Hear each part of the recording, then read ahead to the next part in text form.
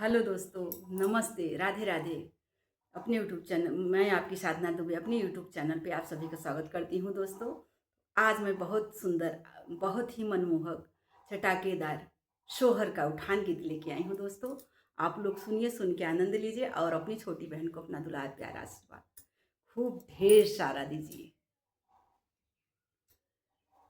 सोतेला ललना पलना पे, सोतेला ललना पलना पे, तकिया लगाई के सासू जी, सासू जी पियरी मांगेली, देवता मनाई के हो।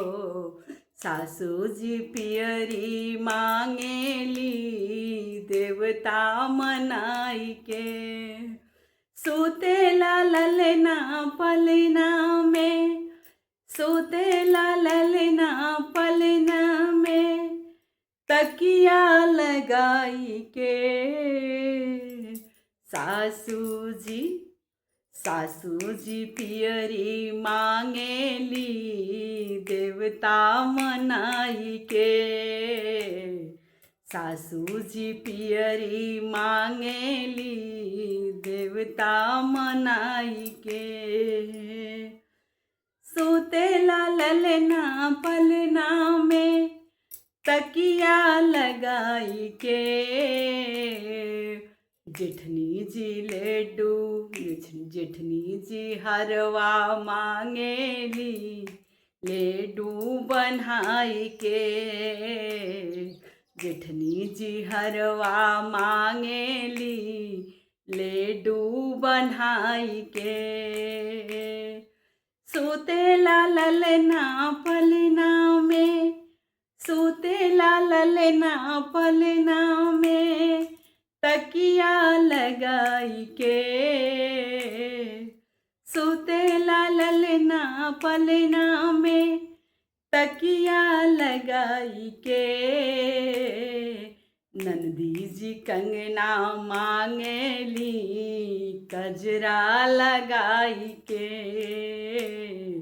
नंदी जी झुमका मांगेली, सौरी पोताई के। सोतेला ललना पलना में, सोतेला ललना पलना में, तकिया लगाई के। देवर जी घड़िया मांगले, देवर जी घड़िया मांगले, बंसी बजाई के हो। देवर जी घड़िया मांगले, बंसी बजाई के। सोतेला ललना पलना में, सोतेला ललना पलना में, तकिया लगाई के। सोतेला ललना पलना में, तकिया लगाई के। देवर जी घड़िया मांगेले, बंसी बजाई के। देवर जी घड़िया मांगले, बंसी बजाई के। धन्यवाद दोस्तों। यह हमारा सोहर का उठान गीत आप लोगों को कैसा लगा, जरूर बताइएगा।